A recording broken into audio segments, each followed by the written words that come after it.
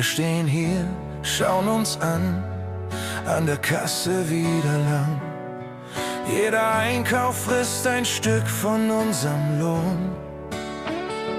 Miete frisst, was übrig bleibt.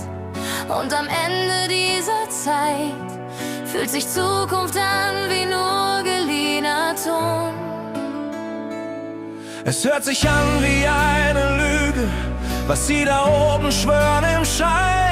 Zum Wohl des Volks, doch ich verspüre nur, wie die Rechnung größer wird als wir zwei. Es hört sich an wie eine Lüge, jedes Wort, das wieder leiser wird. Wir stehen im Regen dieser Lügen und fragen uns, wer uns noch fragt.